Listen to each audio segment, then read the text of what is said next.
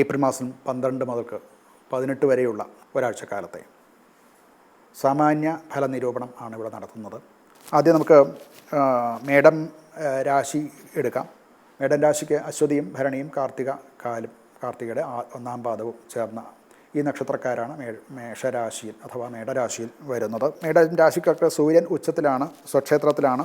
ഉച്ചസ്ഥിതിയിൽ നിൽക്കുന്നതുകൊണ്ട് അവരുടെ വ്യക്തിപ്രഭാവം ഒക്കെ വളരെ കൂടാൻ സാധ്യതയുണ്ട്, കൂടുന്നതാണ്. അവരുടെ പ്രവർത്തനത്തിൽ ആത്മവിശ്വാസം കൂടും. നിങ്ങളുടെ ഒരു നേതൃ ഗുണവും മറ്റും മറ്റുള്ളവരാൽ അംഗീകരിക്കപ്പെടുന്നതും ശ്രദ്ധിക്കപ്പെടുന്നതും അതിനൊക്കെയുള്ള സാഹചര്യം ഉണ്ടാവും. ജോലിസ്ഥലത്ത് പുതിയ ഉത്തരവാദിത്വങ്ങൾ നമ്മളിലേക്ക് വന്നു ചേരും.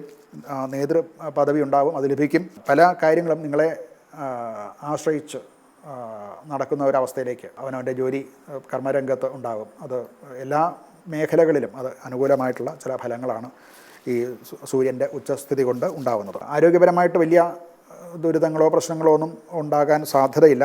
എന്നാൽ ജോലി ഭാരം പല ഉത്തരവാദിത്വങ്ങളും ഏറ്റെടുത്ത് പല പ്രവർത്തനങ്ങളും നടത്തുന്നു എന്നുള്ളത് കൊണ്ടുണ്ടാകുന്ന ആ ഒരു ജോലി ഭാരം കൂടുതൽ ഉണ്ടാവാം. അതുകൊണ്ടുണ്ടാകുന്ന ക്ഷീണം അനുഭവപ്പെടാം എന്നുള്ളതല്ലാതെ മറ്റ് രോഗങ്ങളോ ഒന്നും അലട്ടുന്നതായിട്ട് കാണുന്നില്ല.